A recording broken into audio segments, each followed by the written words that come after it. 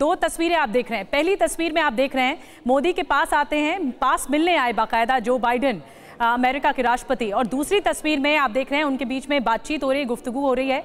और ये मंच बहुत इंपॉर्टेंट है जब 7 देश मिल रहे हैं। G20 की हम तस्वीर आपको दिखा रहे हैं। G20 में भी इसी तरह से गले मिले थे, इसी तरह से गर्मजोशी के साथ स्वागत हुआ था, गर्मजोशी के साथ ग्रीटिंग्स हुआ था। और ये देखिए, ये तस्वीर बहुत अहम है जब जो बाइडेन पीछे से आकर प्रधानमंत्री को कहते हैं और उनसे हाथ मिलाते हैं, उनके साथ मुलाकात करते हैं। हमेशा से ही ये जो मुलाकात का ये जो बड़ा पैमाना है वो हमेशा देखने को मिलता है, एक बड़ा स्टैंडर्ड देखने को मिलता है दोनों राष्ट्राध्यक्षों के बीच में, प्रधानमंत्री मोदी के बीच में भी और जो बाइडेन के बीच में भी।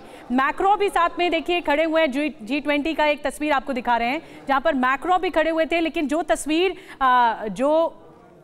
जो बाइडेन के साथ मुलाकात में आते हैं, अकू जी मैं चाहूंगी आप इस पर कमेंट करें। एक बार मैं तस्वीरें फिर से बिग वॉल के जरिए दिखाते हैं हम। ये देखिए G20 की तस्वीर है, ये G20 की तस्वीर है और उस वक्त भी ये मुलाकात, ये गर्मजोशी से मिलने वाली भावना, प्रधानमंत्री मोदी का ये उनके स्वागत में जो बाइडेन इस तरह से जेस्चर दिखाते हैं, ये बहुत महत्वपूर्ण है रवि। और ये तस्वीर भी हम देख रहे हैं। बिल्कुल, देखिए G7 वो अब से थोड़ी देर पहले की तस्वीर है और ये G20 की। एक चीज जो दिलचस्प है, आप देखिए आसपास के जो दूसरे लीडर्स हैं वो इस गर्मजोशी को देखकर थोड़े सरप्राइज होते हैं, थोड़े चौंकते हैं, चाहे वो जस्टिन ट्रूडो हो, इमैनुअल मैक्रों हो या दूसरे नेता हो। तो ये भी अपने आप में एक अहम बात है कि दूसरे नेता भी इस चीज को समझते हैं। निधि, एक बहुत इंपॉर्टेंट चीज ये है कि भारत ने हर मंच से भारत के हितों की बड़ी मजबूती के साथ वकालत की है और लगभग जितने सुपर पावर हैं, चाहे आप कह लें अमेरिका हो, रूस हो या फिर चीन हो, उनको भी साफ साफ ये संदेश देने की कोशिश की कि भारत अपने हितों के साथ पहले खड़ा होगा।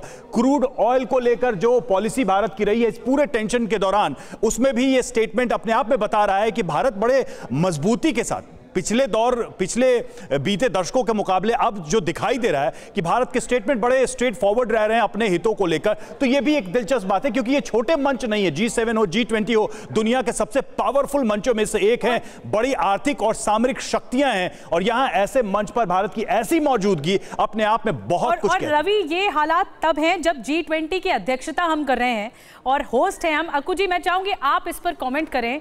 हम मेजबानी कर रहे हैं और ये मेजबानी के बाद जब ये इस तरह की खूबसूरत तस्वीरें देखने को मिलती हैं तो दुनिया गौरव से भर जाती है। खास करके हर भारतीय इस वक्त गौरवान्वित फील कर रहा होगा कि हमारे जो प्रधानमंत्री हैं उनकी ख्याति, उनकी पॉपुलैरिटी पूरी दुनिया में है और उनकी पॉलिसी की चर्चा है। देखिए, ये निश्चित रूप से प्रधानमंत्री नरेंद्र मोदी के नेतृत्व में भारत की एक जीत है, ये अपने आप में बहुत बड़ी बात है। दूसरी चीज़ ये है कि मैं इस तरीके की पिक्चर्स जो हैं, जो दृश्य जितने भी आपको दिखते हैं, वो मैं दावा करता हूं कि इस समय चाहे वो पुतिन से मिलेंगे, चाहे वो जेलेंस्की से मिलेंगे, सब लोग उन पे आएंगे उसी तरीके से या उनके साथ जा कर के आना और जाना बहुत महत्वपूर्ण नहीं है, लेकिन महत्व देना उस बातचीत को, उस मिलने का, ये बहुत महत्वपूर्ण है। हम ये ठीक है, अब हमको लगता है कि बाइडेन आए हैं और पीछे थे। इन मंचों से भारत की तरफ से देखिए विदेश मंत्रियों की जो बैठक होती है, हम एस जयशंकर को भी सुनते हैं, प्रधानमंत्री को भी सुनते हैं, पुतिन से 1 to 1 उन्होंने जो बात कही थी, बड़े सपाट स्ट्रॉन्ग मैसेजेस भारत नहीं दे रहा है। क्या आप इससे सहमत हैं? बिल्कुल, और ये मैसेजेस उन्होंने बहुत स्पष्ट दिए हैं। हाँ, वही मैं कह रहा हूं। पुतिन को भी दिया है, जेलेंस्की को भी दिया है, आज भी कहा है कि हमें किसी भी हालत में युद्ध की तरफ, बहुत एटॉमिक युद्ध की तरफ आगे नहीं जाना है, किसी भी तरीके से और आगे नहीं बढ़ना है।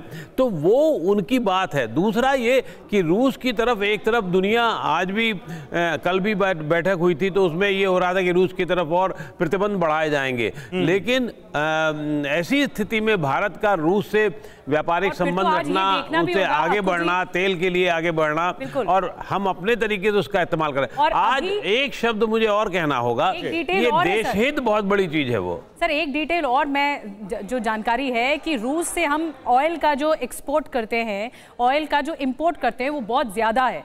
इंपोर्ट इतना ज़्यादा है, लेकिन ये मैसेजिंग है जो कि आज जेलेंस्की से मुलाकात के दौरान, जैन सर मैं चाहूँगी आप इस पर ऐड ऑन करें।